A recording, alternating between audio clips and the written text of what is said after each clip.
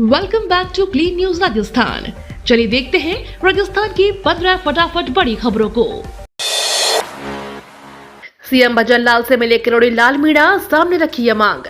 Cabinet मंत्री किरोड़ी लाल मीणा ने सोमवार को मुख्यमंत्री भजन लाल शर्मा से मुलाकात की।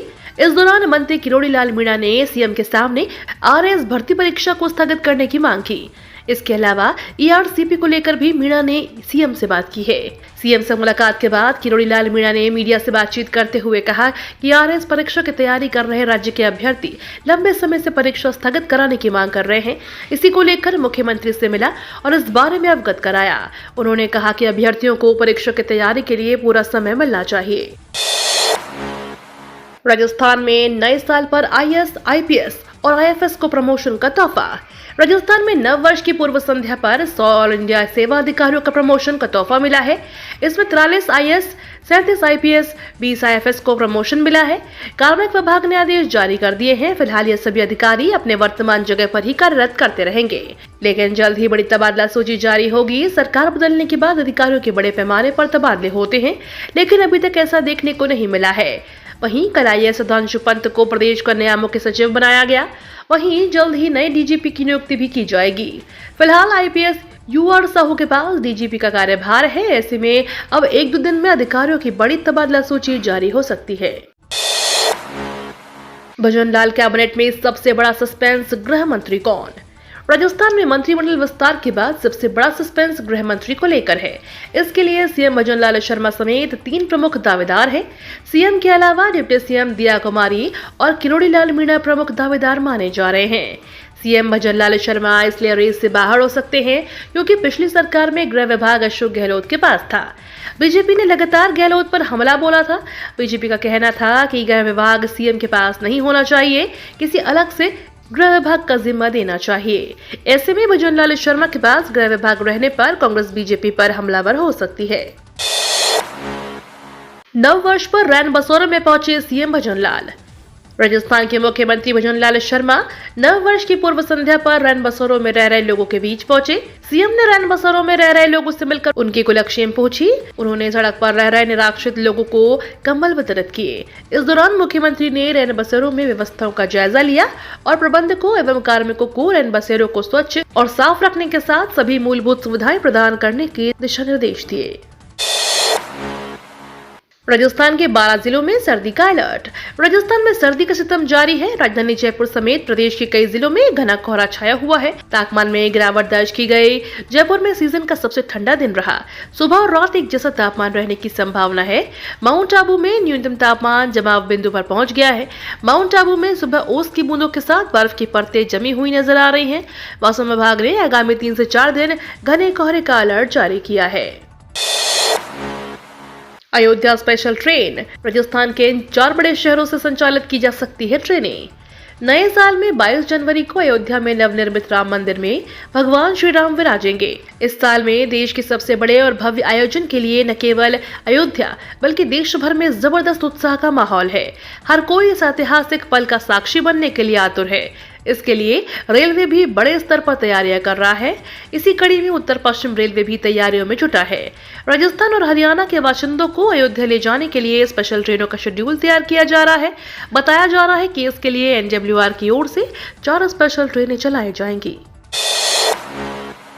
जनवरी में शुरू होंगे नीट, यूजी समेत इन प्रवेश परीक्षाओं के लिए रजिस्ट्रेशन। यूनिवर्सिटी और कॉलेजों में नए सेशन में एडमिशन की प्रक्रिया शुरू होने वाली है। इंजीनियरिंग, मेडिकल और फार्मेसी जैसे कोर्स में एडमिशन के लिए होने वाली कई प्रवेश परीक्षाओं के लिए रजिस्ट्रेशन जनवरी 2024 से शुरू होने वाली है, जबकि जेईई मेन के लिए रजिस्ट्रेशन पहले ही हो चुका है। जेईई मेन सेशन 1 के लिए परीक्षा 24 जनवरी से शुरू होगी, जबकि सीयूटी पीजी 2024 के लिए रजिस्ट्रेशन प्रक्रिया 26 दिसंबर 2023 को शुरू हो चुकी है। यहाँ उन परीक्षाओं के बारे में जानकारी दी जा रही है जिनके लिए रजिस्ट्रेशन जनवरी महीने में शुरू होने वाली है। राजस्थान के 70 लाख परिवारों को 450 रुपए का सिलेंडर। राजस्थान में कल से बीपीएल और उज्ज्वला कनेक्शन धारियों को सिलेंडर रिफिल कराने पर रसोई गैस 50 रुपए सस्ती मिलना शुरू हो गया है। इसका फायदा तब मिलेगा जब उपभोक्ता विकसित भारत संकल्प यात्रा के तहत शहरों और गाँव में लग रहे कैंप में अपना रजिस्ट्रेशन करवाएंगे। खाद्य एवं नागरिक आपूर्ति विभाग से जारी आदेशों के मुताबिक हर परिवार को माह में एक सिलेंडर 450 रुपए में मिलेगा और बाकी सब्सिडी की राशि लाभार्थी के जन आधार से जुड़े बैंक खाते में जमा हो जाएगी। ठेकेदार ने डाला सरकारी पानी पर डाका।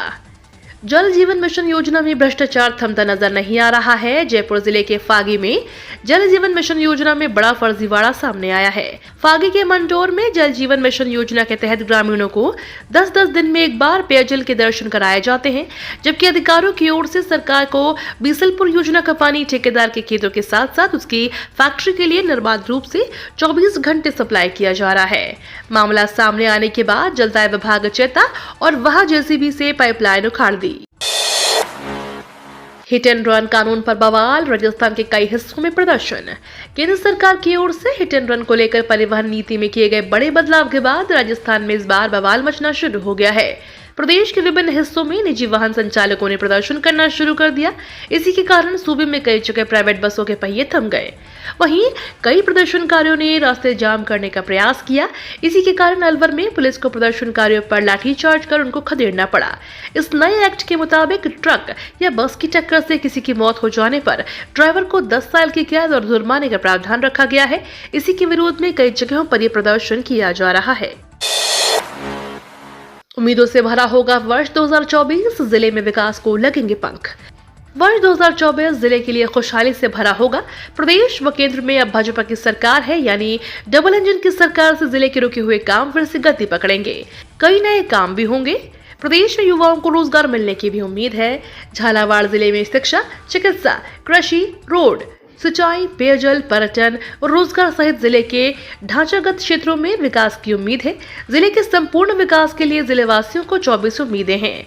अगर ये उम्मीदें पूरी हुई तो जिले में विकास तेजी से होगा। कानून व्यवस्था सुधारने के लिए पुलिस उठाएगी बड़े कदम। नए साल में राजस्थान पुलिस सूबे में कानून व्यवस्था सुधारने के लिए बड़े कदम उठाएगी। इसके लिए वर्ष 2024 की प्राथमिकताएं तय कर दी गई हैं। इनमें पुलिस का सबसे ज्यादा जोर संगठित अपराध, गैंगस्टर, नकल गिरोह और हार्डकोर अपराधियों के खिलाफ कठोर कार्रवाई पर रहेगा। नए साल में राजस्थान पुलिस ने नई सत्ता और नए डीजीपी के निर्देशन में अपराधियों को कड़ा सबक सिखाने की आमजन में उम्मीद जताई है। यह दीगर बात है कि यह आमजन की उम्मीदों पर कितना खरा उतर पाएगी। स्वास्थ्य योजनाएं अपार, आज भी निःशुल्क इलाज से दूर महंगी दवाइयां और नवाचार। राज्य में कई निःशुल्क स्वास्थ्य योजनाओं और निरोगी राजस्थान में सरकारी अस्पतालों में संपूर्ण कैशलेस इलाज के बाद भी चिकित्सा विभाग चिकित्सा विज्ञान के नवाचार और शोध के बाद आने वाली नई महंगी दवाइयों के लिए मरीजों को लाखों रुपए खर्च करने पड़ रहे हैं। इनमें कैंसर, किडनी, हृदय रोग और अन्य दुर्लभ बीमारियों की नई महंगी दवाइयां शामिल हैं। नए शोध के बाद शुरुआत में ये दवाइयां 20 वर्ष तक पेटेंट वाली कंपनी के एकाधिकार में रहती थीं और इसके कारण वे जेनेरिक की श्रेणी में शामिल नहीं होती। इस दौरान उनकी कीमत लाखों और यहाँ तक कि करोड़ों में होती है। Muscular dystrophy, muscular atrophy, genetic disorder से जुड़ी बीमारियां भी मरीजों को महंगी पड़ रही हैं।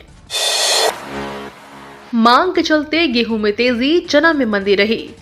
भामाशाह मंडी में सोमवार को 50,000 कट्टे कृषि जिन्स की आवक हुई। गेहूं में 25 रुपए की तेजी रही तो वहीं चना 100 रुपए प्रति क्विंटल भाव मंदे रहे। लहसुन की आवक 1000 कट्टों की रही। लहसुन 7,000 से 21,000 रुपए तक प्रति क्विंटल बिका। किराना बाजार में भाव स्थिर रहे। डेजर्ट साइक्लोन, भारत और यूएई की सेना 14 दिन तक करेगी युद्धाभ्यास। नए वर्ष की शुरुआत में राजस्थान की पश्चिमी सरहद पर भारत और यूएई की सेनाएं मंगलवार से संयुक्त अभ्यास करेगी। डेजर्ट साइक्लोन युद्धाभ्यास के दौरान दोनों देशों की सेवाई सुरक्षा संबंधी क्षमताओं को और मजबूत करने का प्रयास करेगी। यह युद्धाभ्यास आगामी 15 फरवरी तक चलेगा। दोनों देशों के बीच काफी महत्वपूर्ण माना जा रहा है। इस दौरान दोनों देशों की सेनाएं संयुक्त ऑपरेशन में भी भागीदारी करेंगी। गौरतलब है कि दोनों देशों के बीच सम्मिलित एयरफोर्स एक्सरसाइज सितंबर 2008 में अबू धाबी के अल धफ्रा बेस पर हुई थी। ये तो थी राजस्थान की बड़ी खबरें। रोजाना सबसे पहले अपडेट पाने के लिए क्लीन न्यूज राजस्थान को अभी सब्सक्राइब करें।